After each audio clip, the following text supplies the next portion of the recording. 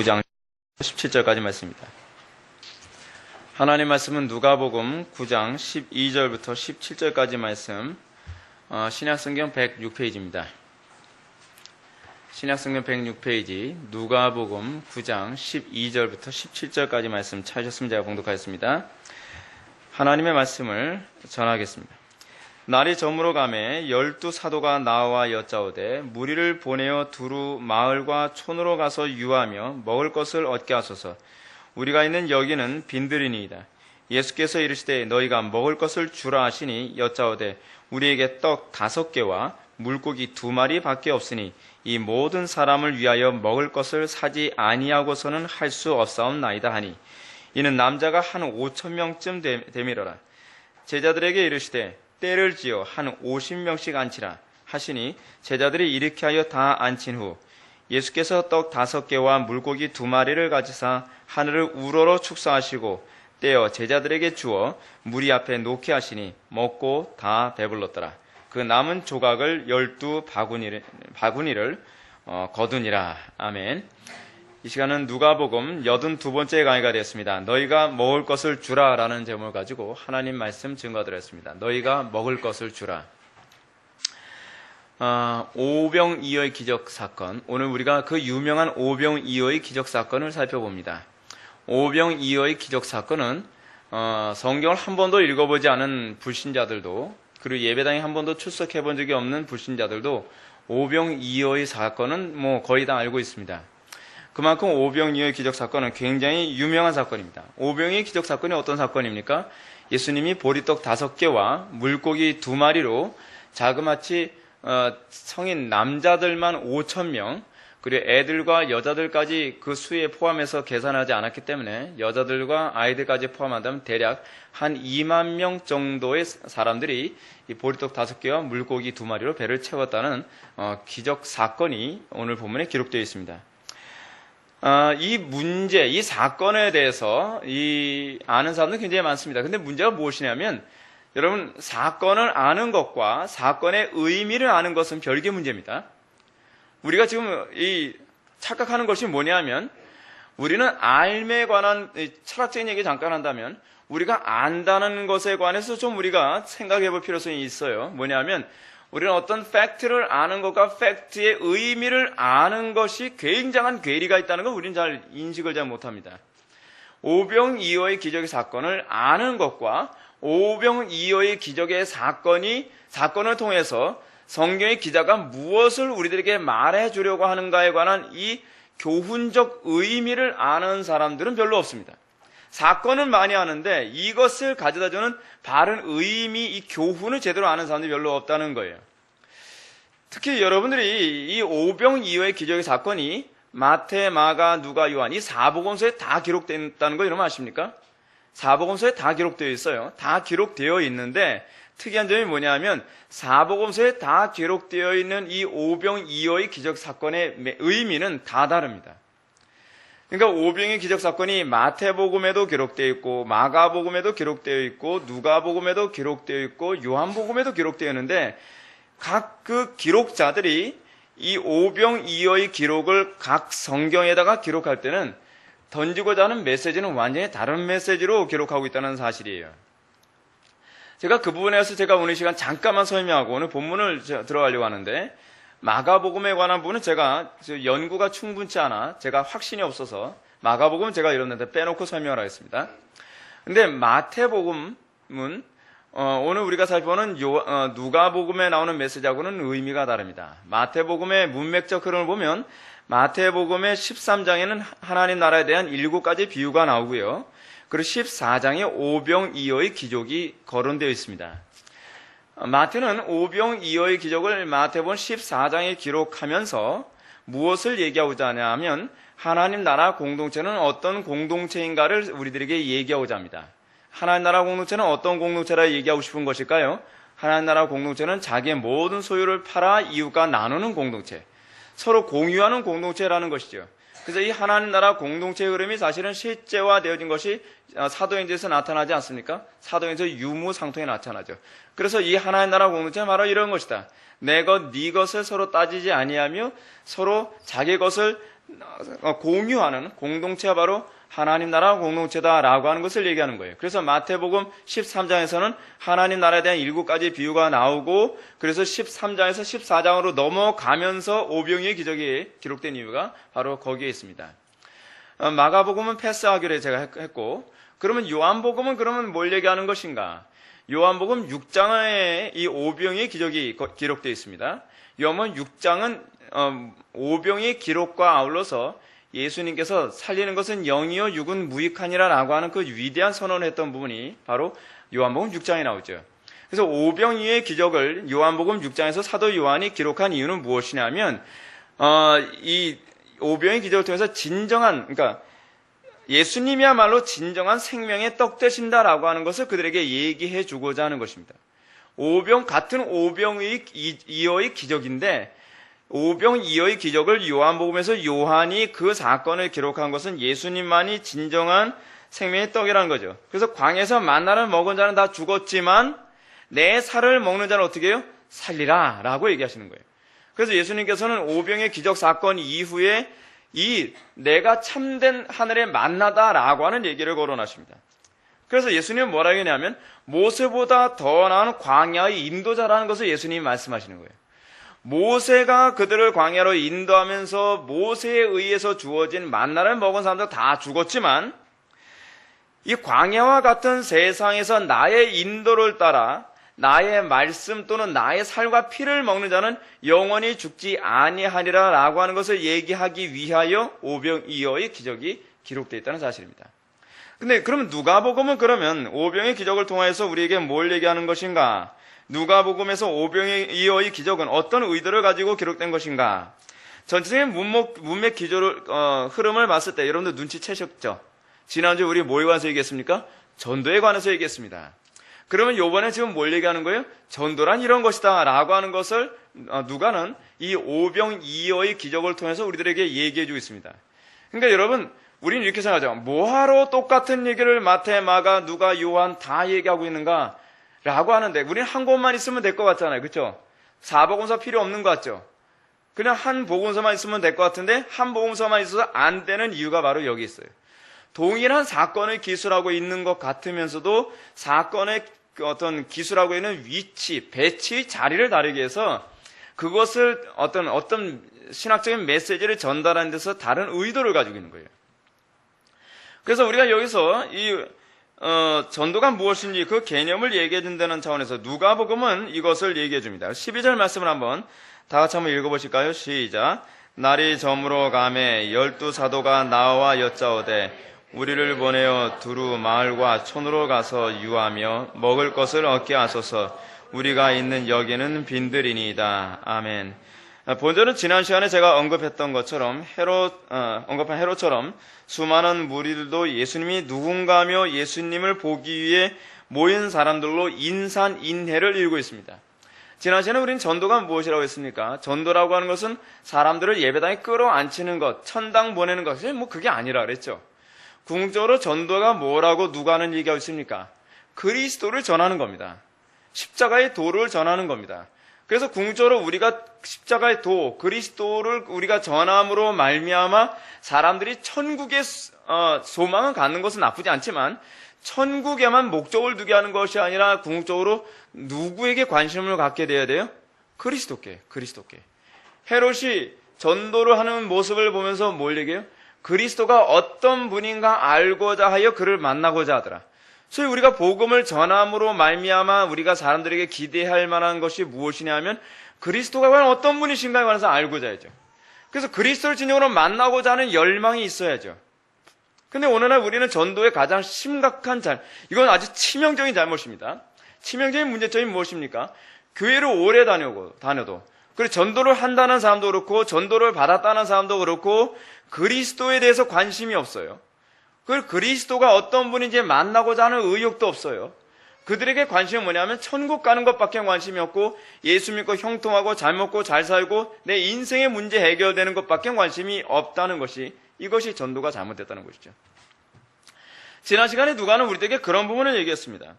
지금 여러분 예수님의 전도 사역 가운데 수많은 사람들이 복음에 반응을 잘하는 이유 중에 하나는 무엇이냐면 그들은 애시당초부터 예수님이 어떤 분이신가와 예수님을 진정으로 만나기를 원한다라고 하는 욕구로 모여든 사람이에요.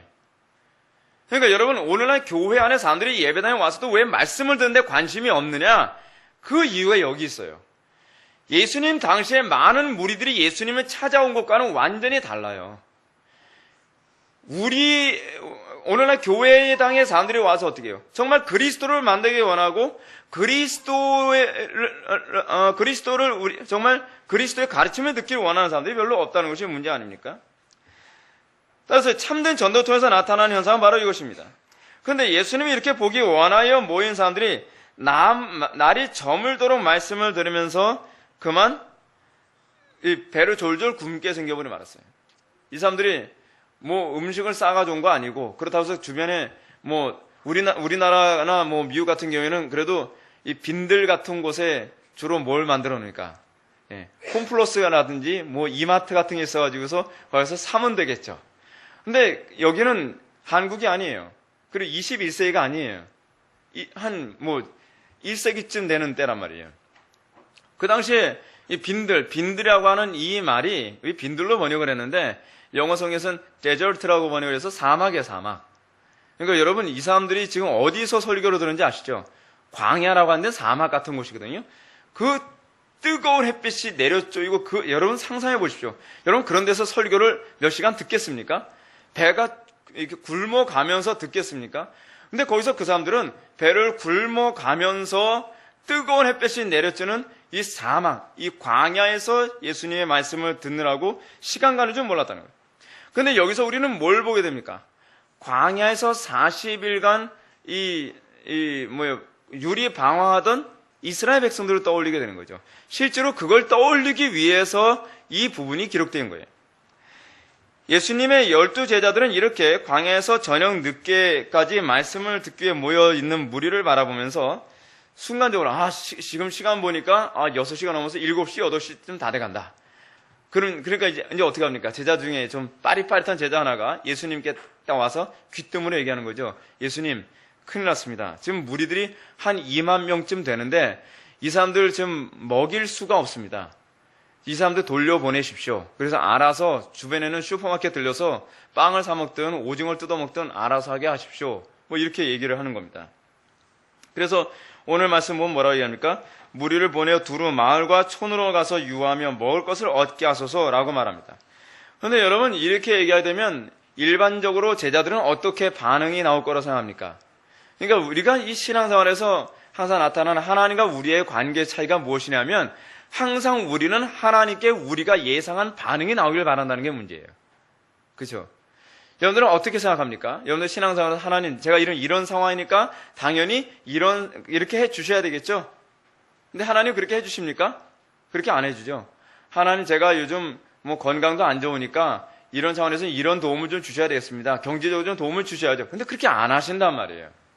근데 여러분 그렇게 안 하실 때 우리는 뭘 발견돼요? 하나님께 나한테 뭔가 말씀하려고 하시는구나라고 하는 의중을 살펴보는 기회로 삼아야만 합니다. 그게 정말 현명한 사람들이에요. 오늘 본문에서 예수님께 이렇게 제자들이 권면했더니 예수님의 반응이 13절에 나옵니다. 제가 읽겠습니다. 예수께서 이르시되 너희가 먹을 것을 주라 하시니 여짜오되 우리에게 떡 5개와 물고기 2마리밖에 없으니 이 모든 사람을 위하여 먹을 것 사지 아니하고서는 할 수 없나이다 하니 제자들에게 이런 말을 들으시자마자 예수님은 마치 기다리셨다는 듯이 이 제자들이 언제쯤 나한테 이런 얘기 하나 마치 이걸 기다렸다는 듯이 예수님께서 어떻게 반응하십니까? 너희가 먹을 것을 주라 라고요. 너희가 먹을 것을 주라. 이런 예수님의 말씀을 들었을 때 여러분 얼마나 황당합니까? 근데 문제는 뭐냐면 우리들의 삶 속에서 하나님께서 이런 식으로 반응하실 때가 많다는 거예요. 하나님 도무지 나의 삶 속에서 지금 먹고 살기도 힘든 상황입니다. 어떻게 할까요? 어떻게 하라는 겁니까? 라고 하는데 오히려 하나님께서 뭐라 하냐? 먹고 살기 힘들어? 그러면 이웃과 나눠서 가난한 사람들을 도와라. 우리는 오히려 이런 식의 반응을 볼 때가 많다는 거예요. 하나님 제가 지금 건강이 안 좋은데 어떻게 합니까? 그럼 더욱더 봉사 열심히 해라. 아니 무슨 소리예요? 하나님 제가 건강이 별로 안 좋은데요. 제가 오늘 예배를 드리면 어떻게 할까요? 더 열심히 예배해라. 이게 오히려 우리와 하나님 생각의 차이인 거예요. 그러니까 우리 항상 착각을 해서는 안 되는 것이 뭐냐면 하나님은 뭐가 아니라 인생이 아니라 하나님을 우리의 방식대로 생각하려고 하다 보니까 성경이 아니라 성서가 돼버리는 거예요. 성서. 여러분, 성서라는 표현은 썩 좋은 표현이 아닙니다. 우리가 보수적인 입장에 있는 사람들은 이걸 항상 성경이라 부르는 습관을 기르셔야만 합니다. 성서라고 부르는 건 성경도 일종의 사람이 쓴 문학 서적이다라고 하는 그런 개념을 가지고서 나온 표현이거든요. 그러니까 자꾸 성경의 그 수준을 자꾸 인간의 안목 수준 자꾸 끌어내려버리는 것이죠. 제가 서론에서 말씀드렸던 것처럼 지금 거기 앉아있는 무리들은 대략 한 몇 명 정도 된다고요? 성인 남자만 한 5,000명. 그리고 여자들과 아이들까지 다 포함하면 대략 한 대부분의 학자들은 한 2만 명 될 거라고 그렇게 보고 있습니다. 그렇기 때문에 제자들이 여러분, 이 똘똘한 거 어떤 면에서는 별로 좋지가 않습니다. 너무 똘똘하면 항상 믿음의 눈으로 바라보기보다는 어떻게 합니까? 주로 자기 계산을 이 주판튀기죠. 이 주판튀기는 거 너무 좋아하는 사람들이 대부분 신앙생활에서는 성적이 별로 좋지가 않습니다. 이 똘똘한 사람이 누군지 모르겠지만 이 제자 중에 하나가 예수님께 얘기합니다. 우리에게 떡 5개 물고기 2마리밖에 없으니 이 모든 사람을 위하여 먹을 것을 사지 아니하고서는 할 수 없나이다. 그래서 여러분 다른 성경에서는 돈 계산까지 나온 그 표현도 나오고 있죠. 그 정도로 이 머리가 빨리 돌아가지만 하나님의 의중을 살피는 데는 머리가 둔감한 것은 별로 복된 것이 아닙니다.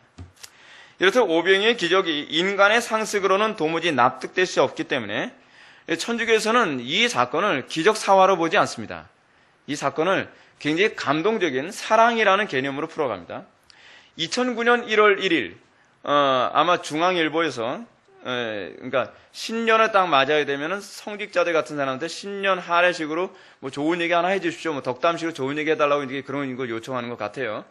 그래서 이 천주교의 그 정진석이라고 하는 그 추기경 있지 않습니까?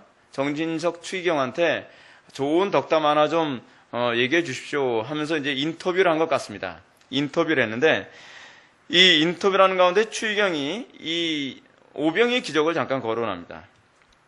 추기경이 말을 이렇게 시작합니다. 물질 그 자체가 행복을 좌우하진 않아요. 행복은 물질을 어떻게 사용하느냐에 따라 좌우되는 겁니다. 물질을 가져도 어떤 사람은 노예가 됩니다. 또 어떤 사람은 물질을 가졌으면서도 그걸 초월하죠. 그런 사람들은 덕이 있는 이들이죠 라고 이렇게 얘기합니다. 이렇게 얘기하면서 이제 오병이어의 기적을 얘기합니다. 그래서 정추기경은 이 사건을 기적으로 보지 않습니다. 그는 이 사건을 예수님의 마음과 예수님의 사랑이라는 이 개념으로 이걸 풀어갑니다. 그는 예수님께서 제자들에게 받은 보리떡 5개와 물고기 2마리를 들고 하늘에 감사 기도를 올렸다는 것에 주목을 합니다. 그럼 이 감사 기도의 내용이 무엇이냐? 이렇게 얘기하는 거예요. 예수님의 기도가 의미하는 바는 마음을 열어라, 하나님께 감사하라 라는 내용이었을 것이라고 그는 보고 있습니다. 하나님께 감사라는 겁니다. 그리고 마음을 열어라 라는, 그럼 무슨 마음을 열라는 것이냐? 예수님이 이런 기도를 듣는 순간 사람들의 마음이 열렸다는 겁니다. 사람들의 마음을 열렸고 이제까지 자기 혼자만 먹으려고 감췄던 뭘 꺼내요? 도시락을 갑자기 꺼내기 시작했다는 거예요. 네. 여러분 이게 참 재밌는 표현 같은데 이게 19세기 자유주의 신학자들이 이렇게 풀었습니다. 그러니까 19세기 자유주의 신학자들의 쓴 논문을 보면 이 얘기 자주 나오는 얘기예요. 그러니까 이분이 어떤 상상력을 발휘해서 한 얘기가 아니라 실제로 자유주의 신학자들은 오병이어의 기적을 믿을 수 없었기 때문에 그 당시도 어떻게 해요? 사람들이 하나님께 이렇게 딱 예수님이 하나님께 딱 기도했더니 사람들의 마음의 문이 열려서 순간 이거 도시락 꺼내면 내 거 누가 뺏어 먹을 텐데 라는 그런 마음이 딱 풀려지고 순간적으로 나도 그럼 도시락을 나누지 라고 하면서 도시락을 꺼냈다는 거예요. 그래서 낯선 사람들과 이 도시락을 나누기 시작했다는 겁니다. 자신이 굶주릴 수도 있는 상황이었지만 저마다 사랑과 나눔을 실천하자 도리어 수많은 사람들이 배부름을 얻게 되어지고 더 나아가서는 12바구니까지 채울 정도로 엄청나게 많은 양식이 남게 되었다라고 그렇게 얘기합니다. 그러면서 그는 다음과 같이 말합니다. 성경에는 물고기 1마리가 2마리, 3마리로 불어났다는 기록이 없어요. 제가 여기서 하나 더 코멘트를 한다면 도시락 했다는 말도 사실 없습니다. 이 상상력이 풍부해요. 하늘에서 떨어졌다는 얘기도 없어요. 그럼 예수님이 보이신 기적은 뭘까요? 다름 아닌 꼭꼭 다쳤던 사람들의 마음을 여신 거죠. 사람들이 예수님의 마음, 예수님의 사랑으로 이웃사랑과 도시락을 나누게 하신 거죠. 그것이야말로 진정한 기적이죠. 지금 우리에게도 그런 마음이 필요할 겁니다. 여러분, 이런 식으로 푸는 것은요, 사실 안 믿는 사람들에게는 대단히 설득력이 있습니다. 이게 전형적인 어떤 면에서 지극히 바르트적인 해석인데, 이런 해석을 하게 되었을 때 안 믿는 사람들 어떻습니까? 아, 그래, 우리도 서로 나눠야지. 기적은 무엇이 기적이냐? 여러분, 그래서 기적은 이루어진다, 기적은 이루어진다라고 했을 때 사람들이 뭘 기적이라고 자꾸 얘기합니까? 마음 나누고 서로 공유하고 서로 베풀고 이게 기적이라고 생각하는 거예요. 여기에는 뭐가 필요 없습니까? 하나님은 필요가 없는 거예요. 이 자유주의 신학에서 항상 얘기하는 것이, 그래서 하나님은 무엇이냐면 내 마음이 결국 하나님 노릇하는 거예요. 굉장히 심각한 무신론적인 개념이죠. 이런 정진석 추기경 해석은 전형적인 19세기 자유주의 신학이죠. 기적을 믿을 수 없기 때문에 이 기적 사건은 우리가 믿을 수 있는 사건으로 본문에 해석해 나가는 것. 이것이 19세기 자유주의 신학이 가져다 준 결과였거든요. 근데 그것으로 이제 안 되니까 이제는 자유주의 신학이 문을 닫아버리고 칼 바르트 신학이 교회를 점령해 가기 시작하게 된 겁니다. 그러나 이 기적은 그런 의도를 가지고서 기록된 것이 아닙니다. 제가 그랬죠. 본문의 문맥적 흐름에서 봤을 때 이 본문에서 오병이어의 기적은 도시락 꺼내라 마라, 이웃과 나누라 모아자, 그 얘기를 하고자 하는 것이 아니죠.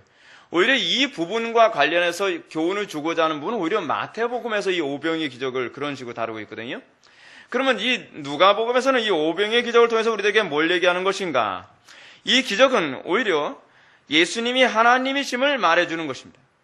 예수님의 하나님 되심, 예수님의 신성을 오히려 보여주고 있는 사건이에요. 다시 말해서 예수님은 자신이 광야에서 이스라엘 백성들을 40년간 만나러 먹였던 그 하나님이 바로 나다라고 얘기하는 거예요. 아주 굉장히 중요한 메시지를 던지고 있는 거죠. 그래서 지금 복음을 전하고 있는 장소도 어디예요? 광야예요. 사막이에요. 광야. 광야에서 그 2만 명쯤 되는 사람들을 보리떡 5개와 물고기 2마리로 그 사람들을 먹임으로 말미암아 하늘에서 만나를 내린 그 하나님이 바로 나다라고 얘기하시는 것이죠. 대단히 강렬한 메시지가 여기에 담겨져 있습니다. 그러므로 여러분은 이 사건을 통해서 광야에서 60만 명 정도의 이스라엘 백성들이 먹을 양식을 구하던 때를 떠올려야만 합니다. 이것은 그것과 관련을 맺고 있습니다. 모세는 하나님의 명령을 받아 이스라엘 백성들을 애굽에서 광야로 구출낸 데 성공했습니다. 근데 여러분, 구출만 하면 끝내는 게 아니죠. 60만 명을 구출해내는 것도 정말 죽을 맛인데, 그 60만 명을 구출해서 홍해 바다 갈라서 그 사이를 통과하는 것도 힘든 일인데, 그것보다 더 힘든 일이 뭡니까? 먹여 살리는 게 더 힘든 일이죠. 먹여 살리는 거. 구출하는 건 잠깐이면 그만인데, 구출해놓고 나서 야, 나 구출 끝났으니까 이제 너희들이 알아서 살아 하면 얼마나 속편하겠습니까? 그 사람들을 구출해내고 난 다음에 이제 40년 동안 먹여 살려야 되는 거예요. 먹여 살려야 돼요. 이게 대단히 심각한 문제였습니다. 모세에겐 더 큰 무거운 책임을 져야 하게 됐습니다. 이런 상황에서 이스라엘 백성들은 모세를 향해서 뭐라 얘기합니까? 우리가 애굽 땅에서 고기 가마 곁에 앉아있던 때와 떡을 배불리 먹던 때에 여호와의 손에 죽었더라면 좋았을 걸이라고 원망과 불평을 쏟아내기 시작합니다. 이런 상황에서 모세는 하나님께 기도하는 것밖에 다른 방법이 없었습니다. 왜냐하면 모세가 무슨 재간에 그 60만 명을 먹여 살리겠습니까? 그렇다고 기껏 끌어들인 사람들을 어떻게 해요? 하나님 홍해바다 다시 갈라주세요. 저쪽 다시 돌려보내주게요. 그렇게도 할 수가 없는 상황이죠. 여러분, 홍해바다를 갈라서 나왔다는 얘기는 무슨 얘기냐면 더 이상 애굽으로 갈 길이 막혔다는 얘기입니다. 그래서 홍해바다를 돌아서 가지 아니하고 홍해바다를 갈라서 출애굽을 시킨 거예요. 그래서 한번 구원받은 사람이 절대로 세상으로 돌아갈 수 없는 이유가 바로 거기에 있습니다. 구원받은 사람이 세상으로 돌아가려고 하게 되면 하나님께서 간섭하시고 그들이 세상으로 돌아가지 못하도록 끊임없이 하나님께서 징계하시는 것이죠. 그게 하나님의 자녀된 자들에게 나타나는 특징이기도 합니다. 근데 그가 기도하자 어떤 현상이 나타납니까? 하늘에서 만나와 메추라기가 쏟아져 내리기 시작합니다. 이렇게 만나와 메추라기가 그들에게 주어지고 난 다음에 이제 그들이 시내산에 가서 하나님과 만나고 십계명 받고 난 다음에 시내산 사건 이후에 또다시 메추라기 사건이 나오는 거 여러분 기억하십니까? 그건 민수기에 나오는데 민수기에서 메추라기 사건이 또다시 나옵니다. 근데 이 시내산에서 십계명을 받기 이전에 메추라기를 받은 사건에서 하나님께서 진노하지 않으세요. 배고프다니까 그냥 주십니다. 근데 율법을 주셨음에도 불구하고 그들이 율법과 관계없이 또다시 애굽을 생각하며 불평불만하면서 또다시 애굽의 음식을 탐하니까 하나님께서 뭐라 하냐면, 그래 좋다, 내가 매출하게 주겠다, 내가 고기 주겠다라고 얘기하는데, 고기를 어떻게 주겠다고 얘기하는지 한번 들어보십시오. 모세가 이르되, 이게 바로 두 번째 매출하게 주는 방식의 차이입니다. 모세가 이르되, 나와 함께는 이 백성이 보행자가 60만이 온데 주의 말씀이 한 달 동안 고기를 주어 먹게 하겠다 하시오니 그들을 위하여 양떼와 소떼를 잡은들 조카오며 바다의 모든 고기를 모은즉 조카리이까 라고 얘기합니다. 뭐라고 얘기하는 거죠? 한 달 동안 배불리 먹이겠다는 거예요. 하나님께서. 출애굽을 한 지 얼마 안 됐을 때는 한 번 그렇게 매출하기를 먹인 거였는데 하나님께서 화가 무지하게 나신 거예요. 화가 무지하게 나셔서 내가 율법으로 틀렸을 때 너희들이 경고했음에도 불구하고 너희들이 또 애굽 음식을 탐하느냐. 그러면서 그들에게 매출하게 주되 그들의 코에서 냄새가 날 지경으로 한 달 동안 매출하기로 배를 불려주시겠다는 거예요. 그러니까 여러분 여기서 모세의 반응이 뭐라고요? 그들을 위하여 양떼와 소떼를 잡은들 조카오며 바다의 모든 고기를 모은들 조카오리까라고 모세가 반응합니다. 근데 이 반응이 누구의 반응하고 흡사합니까? 제자들의 반응하고 너무 흡사해요. 제자들이 어떻게 해요? 보리떡 5개와 물고기 2마리를 어떻게 이 많은 사람들을 먹입니까? 라고 제자들이 반응한 것처럼 모세도 어떻게 하루쯤이야 그럴 수 있겠지만 어떻게 한 달 내내 코에서 냄새날 지경으로 먹일 수 있을까요? 라고 얘기한 거예요. 모세조차도 하나님의 능력에 대해서 이 믿음의 한계를 느꼈던 것 같아요. 그러니까 하나님께서 모세에게 다음과 같이 말씀하십니다. 여호와께서 모세에게 이르시되 여호와의 손이 짧으냐 내가 이제 내 말이 네게 응하는 여부를 보리라 라고 여호와 하나님께서 모세에게 말씀하십니다. 자, 근데 이 표현을 우리가 그대로 어디에 적용해야 돼요? 오늘 이 사건과 관련해서 봐야 돼요.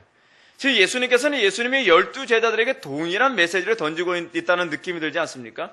마치 예수님은 당신의 제자들에게 이렇게 말씀하시는 것 같습니다. 내 손이 짧으냐? 내가 이걸 못하겠느냐? 라고 얘기하는 것이죠.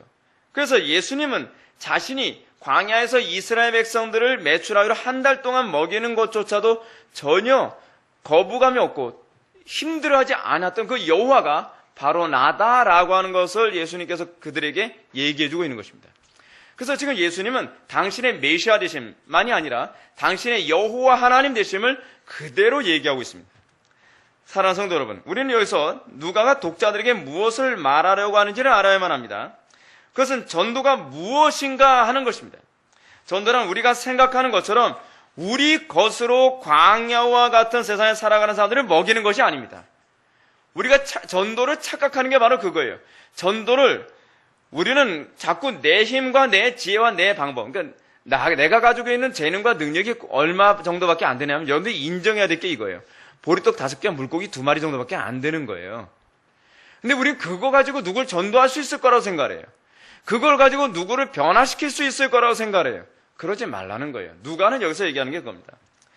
물론 표면적으로 본다면 전도는 너희가 먹을 것을 주라라는 방식입니다. 계속적으로 여러분 성경 우리들에게 명령하는 전도의 패턴이 무엇입니까? 너희가 전도하라. 너희가 전도하라. 너희가 땅끝까지 전도하라. 그래서 표면적으로 봤을 때는 내가 전도해야 되는 것처럼 보입니다. 그래서 표면적으로 봤을 땐 이것이 우리에게 주어진 명령처럼 보여요. 우리가 불신자들의 복음을 전하고 가르치고 지키게 하는 것처럼 보여진다는 겁니다. 그러나 실제로 우리가 알아야 될 분명한 사실은 전도라는 명령이 우리의 능력으로는 불가능한 것이라는 걸 여러분이 인정해야 된다는 거예요.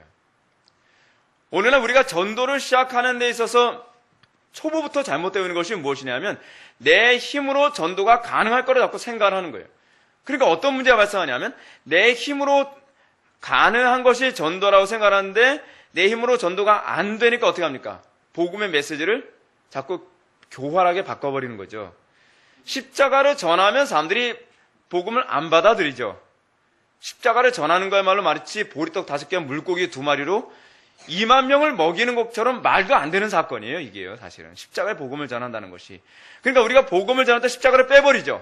십자가를 빼버리고 거기다 뭘 집어넣어요? 예수 믿으면 복 받고 성공하고 출세하고 잘 먹고 잘 살고 가정이 잘 되고 아이들이 학교 좋은 대학 가고 다 이런 식으로 다 변질시켜 버리는 거예요.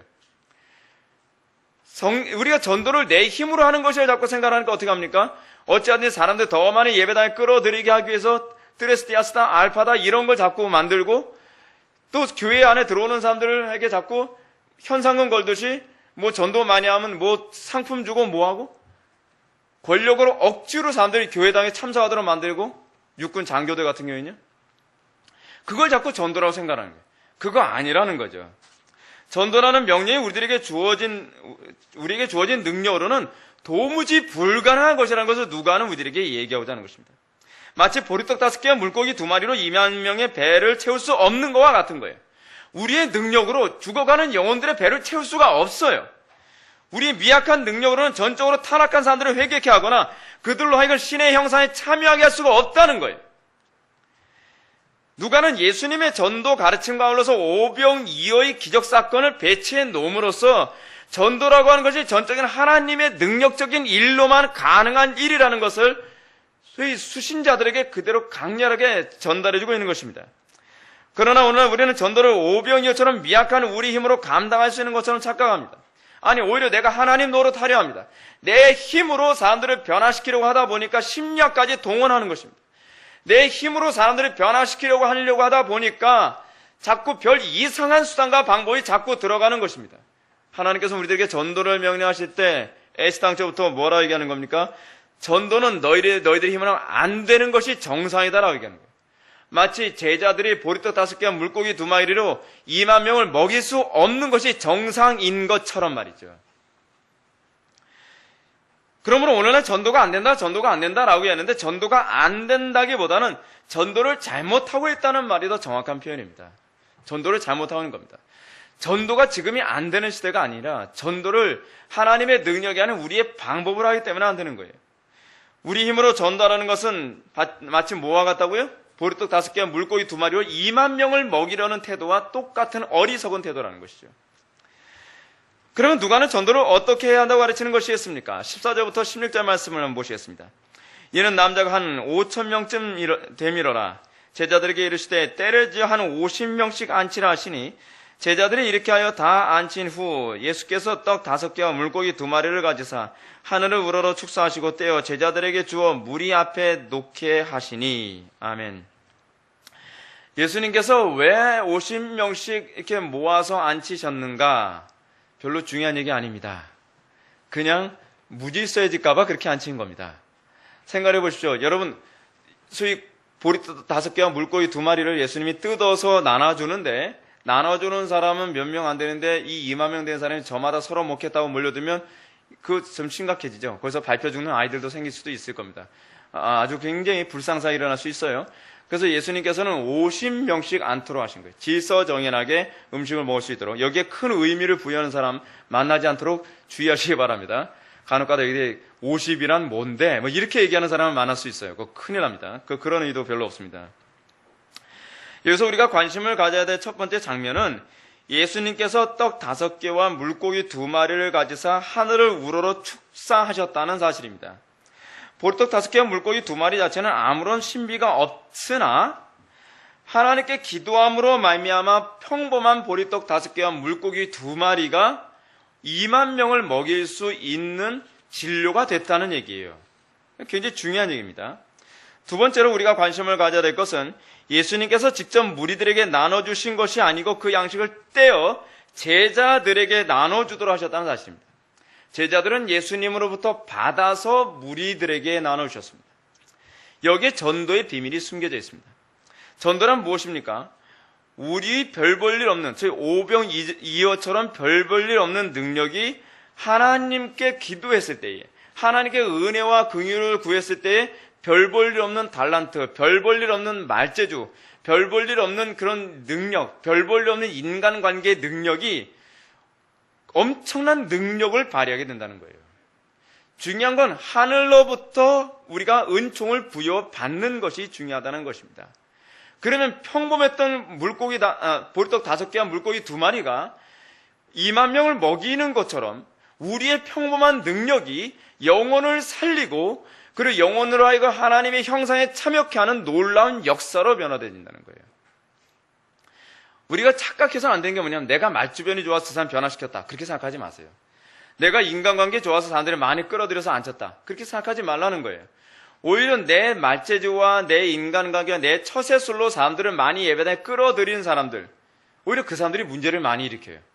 교회 안에서 문제 많이 일으킨 사람 중에 하나 몇 명이 있는데, 첫 번째 뭐냐, 성가대에서 노래 잘한다는 사람. 소위 재능 있다는 사람들이 주로 교회에서 문제를 일으켜요. 그 또 어떤 사람이 주로 문제 많이 일으켜요? 나름대로 머리 좋다는 사람. 똑똑한 체 하느라고 교회를 풍비박산 만들어요. 또 어떤 사람이 문제 많이 일으키냐? 전도 많이 하는 사람이 또 문제를 많이 일으켜요. 내가 전도한 사람이 누군데, 내가 얼마나 많은 사람 전도했는데, 또 한 사람이 뭐예요? 돈 많은 사람. 내가 헌금을 얼마나 많이 했는데, 예배당 종탑 누가 세웠는데, 어떻게 나한테 이렇게 할 수 있어? 뭐 이렇게 나온 거 있죠. 그럼 아예 종탑을 세우지 말든지. 문제는 우리의 재능이 아무것도 아니나, 하나님께서 우리의 재능에 특별한 은혜를 부어주셨을 때, 거기에 놀라운 역사가 나타난다는 걸 믿어야 된다는 거예요. 그래서 전도라고 하는 것은 머리 나쁘다 할 수 있는 것이고 말더듬이도 할 수 있는 것이고 인간관계 어설픈 사람도 할 수 있는 게 전도예요. 아무리 초라한 오병이어와 같은 재능을 가진 사람이라도 하나님께 능력만 부여받으면 전도가 가능해지는 거예요. 그렇기 때문에 여러분 초대교회 때 전도는 어떻게 일어납니까? 베드로의 달변? 사도 바울의 달변? 여러분 사도 바울 달변가라는 말 없습니다. 사도 바울은 오히려 뭐라 합니까? 글을 쓰는 데는 탁월하나 말하는 데 어떻다고요? 조라다라고 얘기해요. 눌변가인 거예요. 눌변가. 그럼에도 불구하고 사도 바울이 가는 곳마다 수많은 사람들이 예수를 믿고 돌아온단 말이에요. 전도가 무엇이냐에 관한 개념부터가 바뀌어야 돼요. 그러니까 우리가 자꾸 어떤 식으로 얘기하죠? 저는 말주변이 없어 전도를 못해요. 말주변이 없으면 기도를 많이 하면 될 게 아니에요.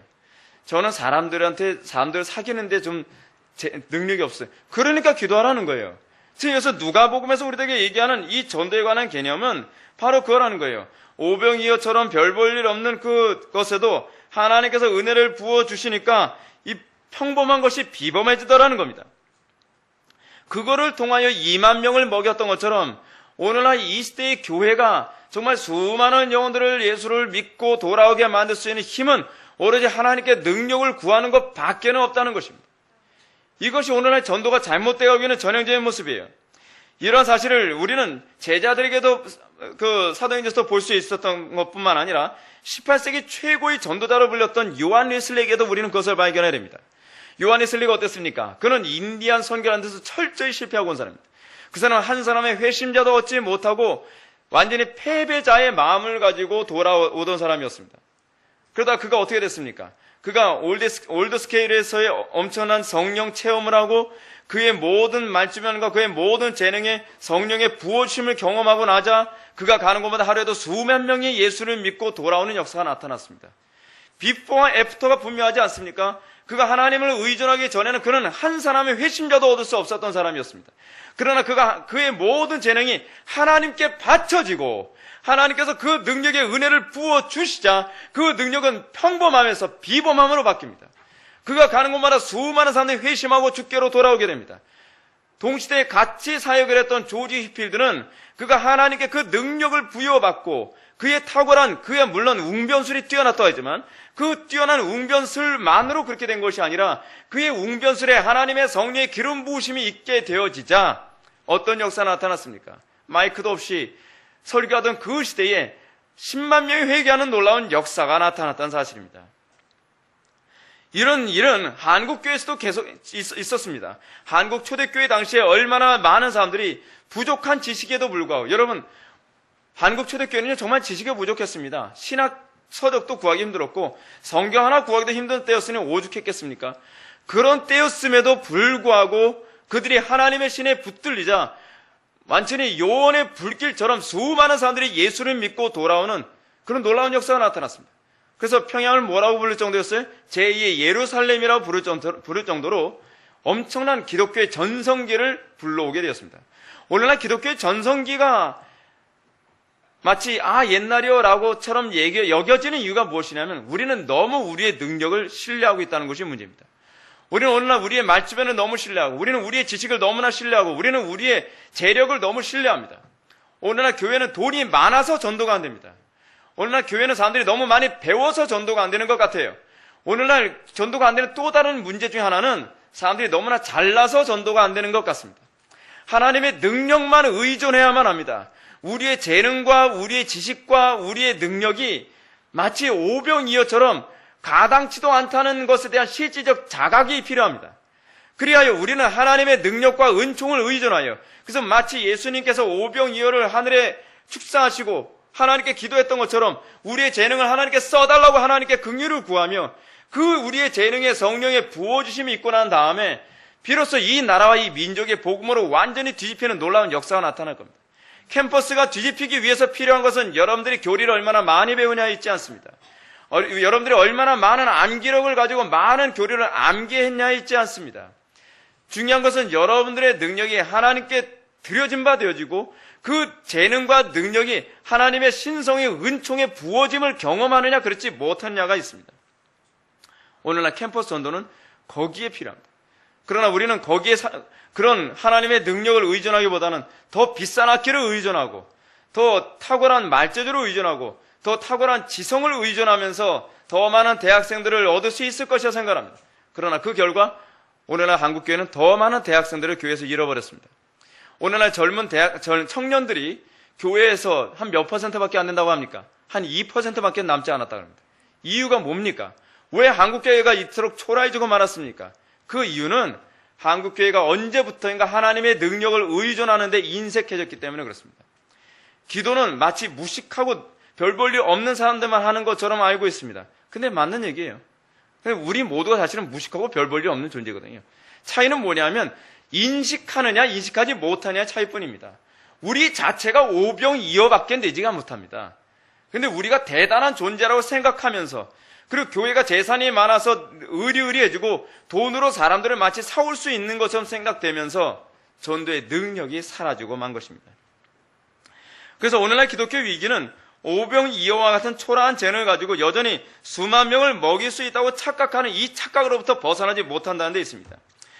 우리 주님이 제자들에게 너희가 먹을 것을 주라 하신 것은 보리떡 5개와 물고기 2마리로 성인 남자 5,000명 그리고 애 어른 다 포함해서 2만 명을 먹일 수 있을 거라고 믿었기 때문이 아닙니다. 주님은 그 보잘것없는 그들의 음식에 하나님의 복이 임하면 가능하다는 것을 감추고 말씀하신 겁니다. 그 보잘것없는 음식이라도 하나님의 복이 임하면 배부르게 먹고도 남을 것이라고 말씀하고 계시는 거예요. 그러므로 누가는 사도행전 1장 4절과 8절의 말씀을 통해서 이런 사실을 우리에게 더욱더 선명하게 얘기하고 있습니다. 사도와 함께 모이사 그들에게 분바하여 이르시되 예루살렘을 떠나지 말고 내게서 들은 바 아버지께서 약속하신 것을 기다리라.